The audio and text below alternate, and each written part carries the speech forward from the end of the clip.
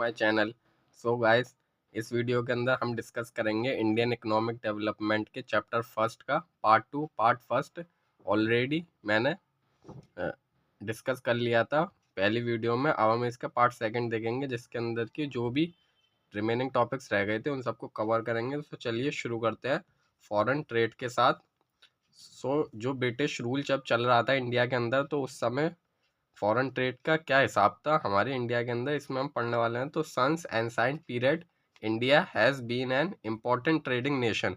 जब ancient period था, पुराना पीरियड था प्राचीन काल में, तो इंडिया एक इम्पॉर्टेंट ट्रेडिंग नेशन था। India was well known exporter of finish goods. Like India एक एक्सपोर्टर था, जिसके नामी गिनामी एक्सपोर्टर था फिनिश गुड्स का, लाइक सिल्क, कॉटन, टेक्सटाइल और हैंडीक्राफ्ट्स वगैरह का, स्टोन्स एक्सेट्रा का। But the discriminatory trade and tariff policies of the British brought it to an end. अलग अलग ट्रेड पॉलिसीज और टैरिफ पॉलिसीज जो ब्रिटिशर्स के द्वारा लगाई गई थी इंडिया के ऊपर, उसके हिसाब से इंडिया का जो भी ये एक्सपोर्ट का काम था वो बंद हो गया। सो condition of foreign trade is explain below. क्या कंडीशन थी फॉरेन ट्रेड की ड्यूरिंग द ब्रिटिश रूल? सो जो फर्स्ट है वो है exporter of primary products and importer of finish goods.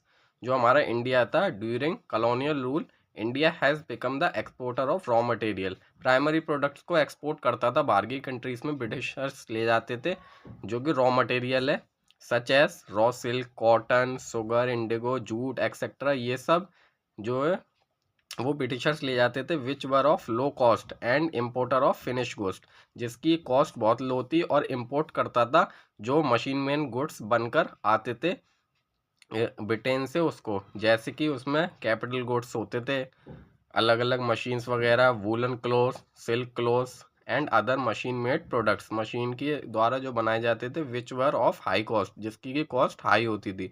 Due to this economic condition of our country started to decline. इस reason से हमारी कंट्री की इकोनॉमिक कंडीशन जो है वो धीरे धीरे कम होती गई, डिक्लाइन होती गई।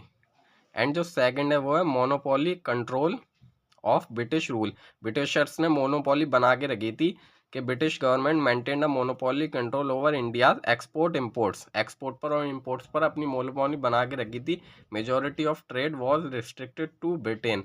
हम जो ज़्यादा से ज़्यादा मेजॉरिटी में ट्रेड कर सकते थे वो सिर्फ और सिर्फ ब्रिटेन से कर सकते थे, more than half, while the rest was allowed with some other countries. और बाकी जितने बच जाती थी ट्रेड वो हम अदर कंट्रीज से कर सकते थे, जैसे कि चाइना, श्रीलंका एंड ईरान, इन सब से।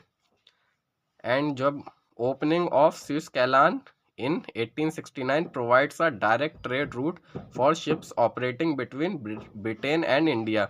स्विस कैनाल का ओपनिंग हुई थी जिससे कि हम एक डायरेक्टली रूट से जा सकते थे शिप्स को ले जाकर ब्रिटेन से सीधे इंडिया के लिए। थर्ड वन है वो है drain of Indian wealth during British rule. मतलब कि जो इंडिया की वेल्थ थी वो बिल्कुल ड्रेनेज हो गई थी, बेकार हो गई थी, due to the exporter of raw material and importer of finish goods. India had a huge export surplus. मतलब इंडिया के पास बहुत सारा सरप्लस था, but the amount of export surplus did not give any push to Indian economy as the amount of surplus was used by the government in non-developing activities। मतलब जो भी कमाया था वो इंडिया की डेवलप करने में नहीं हो रहा था, और अदर एक्टिविटीज़ में उनका यूज़ हो रहा था, जैसे कि to meet expenses of war, मतलब लड़ाई झगड़े के, वॉर को के जो भी खर्चे थे उनको पूरा करने के लिए। To make payments of office setup का कॉलोनियल गवर्नमेंट का। And to import invisible items जैसे सर्विसेज वगैरह का। एंड जो नेक्स्ट है वो है डेमोग्राफिक कंडीशन क्या थी इंडिया की। So demography refers to the study of various aspects of, जैसे कि population, such as age, education level, income level, marital status, birth rate, death rate etcetera. इन सबको हम डेमोग्राफी के अंदर पढ़ते हैं, इनकी स्टडी करते हैं। And during the British rule जो क्या क्या कंडीशंस थी डेमोग्राफी की। सो फर्स्ट है high birth rate and death rate. Highly birth rate था एंड डेथ रेट था इंडिया के अंदर।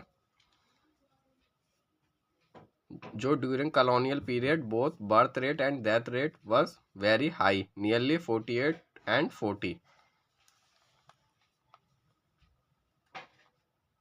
एंड जो सेकंड है वो है लो लिटरेसी रेट। लिटरेसी रेट क्या होता है? Literacy rate refers to the number of persons who are 7 year और above who have the ability to read write and understand any one language. किसी भी लैंग्वेज को वो जो 7 या 7 से ज़्यादा उम्र के लोग हैं वो रीड कर पाए, राइट कर पाए, अंडरस्टैंड कर पाए किसी भी लैंग्वेज को। So during colonial period the overall literacy rate of the economy was less than 16%.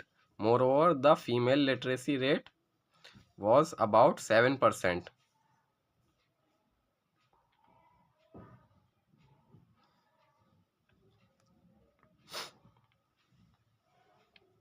And जो थर्ड है वो हाई इन्फेंट मोर्टिलिटी रेट। जो इन्फेंट मोर्टिलिटी रेट था वो भी इंडिया के अंदर हाई था। And fourth is poor health facilities. जो पब्लिक की हेल्थ फैसिलिटीज़ थी वो अनअवेलेबल थी, और वैन जहाँ जहाँ पर अवेलेबल थी वो बिल्कुल बेकार मैनर में थी, due to which water and air borne diseases हो रही थी, वाइड स्प्रेड हो रहा था उनसे, और लाइफ को परेशानी हो रही थी लोगों की। And fifth is low life expectancy. जो लोगों की उम्र थी जीने की वो बहुत ही ज़्यादा कम हो गई थी।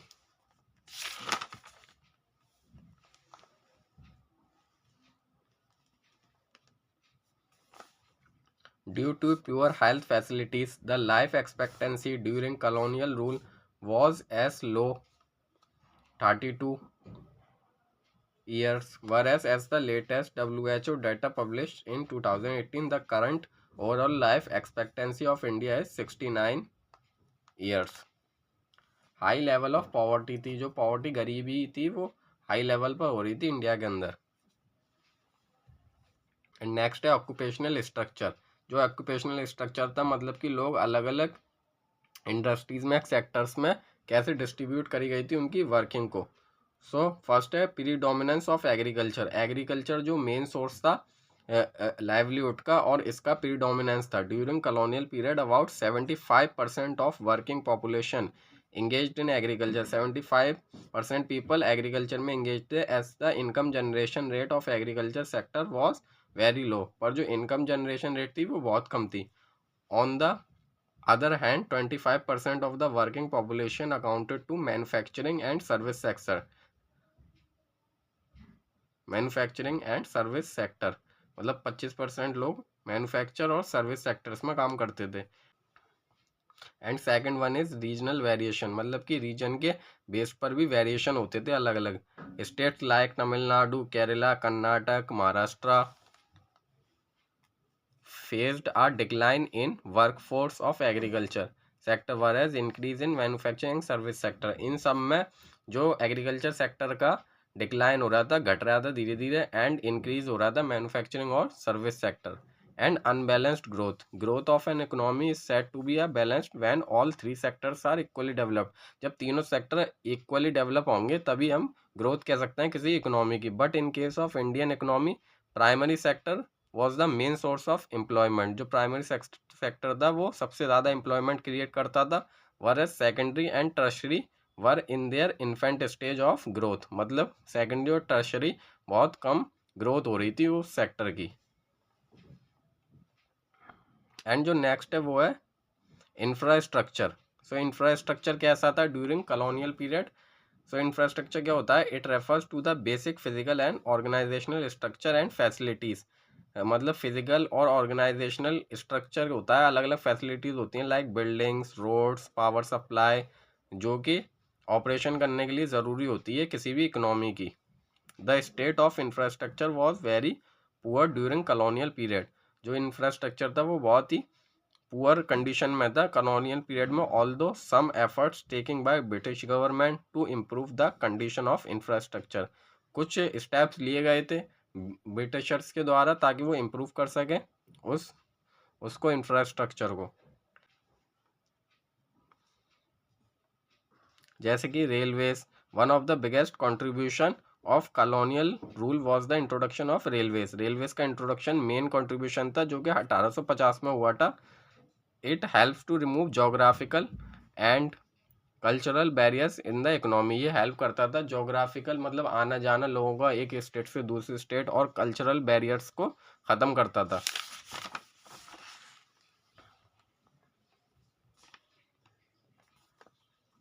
Although the benefits of railways was mostly restricted to the British during colonial period, but it also helped in developing the Indian economy in the post-colonial period। मतलब कि ये वैसे तो ब्रिटिशर्स को ही ज़्यादा फ़ायदा पहुंचाता था, रिस्ट्रिक्ट था उन्हीं के लिए, लेकिन कॉलोनियल पीरियड के बाद भी ये इंडियन इकोनॉमी को डेवलप करता गया। एंड सेकेंड है roads. The construction of roads during colonial period was very limited due to scarcity of funds. Roads का जो कंस्ट्रक्शन था वो बहुत कम होता था क्योंकि उनके पास इतने फंड्स नहीं थे, और मतलब स्कार्सिटी थी, फंड्स की कमी थी बहुत उनके पास। The roads that were built primarily serve the interest of mobilising the army, army को इधर से उधर पहुंचाने के लिए सर्व होते थे वो, and shifting of raw material, और रॉ मटेरियल को एक जगह से दूसरी जगह कैसे प्लेस करें इसलिए वो सर्व होते थे, so that they can be transported to Britain via post and air and water transport. British government took various measures for developing the water and air transport. Air और वाटर ट्रांसपोर्ट्स को develop करने के लिए अलग अलग measures लिए गए, but the development was far from satisfactory in measures of overall development. मतलब सेटिस्फैक्शन से बहुत दूर था वो development. Fourth is communication. Post and telegraphs were the most popular means of communication. The system of electric telegraphs at a higher cost to serve the purpose of maintaining law and order. And the postal services, despite serving a useful purpose, remained thoroughly inadequate. Positive contributions of British rule. Britishers के क्या क्या positive contributions थे India की economy के लिए? So first है self sufficiency in food grain production.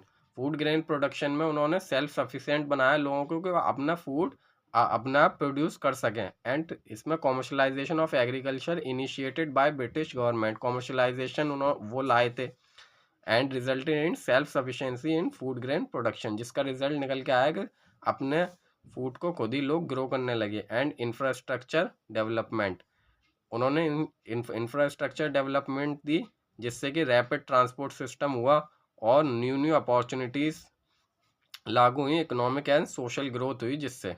And जो third है वो है shift to monetary exchange. Monetary exchange में वो शिफ्ट हुए। British rule helped Indian economy to shift from barter system of exchange to monetary system of exchange. Fourth one is effective administrative setup. उन्होंने एक effective administrative setup लगाया जिससे कि efficient system मिला government को, जो कि फाउंडेशन बना अपनी इकोनॉमिक एंड पॉलिटिकल प्लानर्स के लिए। And check of famines. Roads and railways work at a great check on the occurrence and impact of natural calamity. नई नई जो क्लैमिटी हो जाती हैं, कहीं अर्थक्वेक आ गया वो आ गया, तो फूड सप्लाई के लिए ये एक हेल्पफुल साबित हुआ जो रोड्स हैं और रेलवेज हैं, ट्रांसपोर्ट सिस्टम। बेसिकली इसी के साथ chapter 1 of Indian economic development पूरा होता है।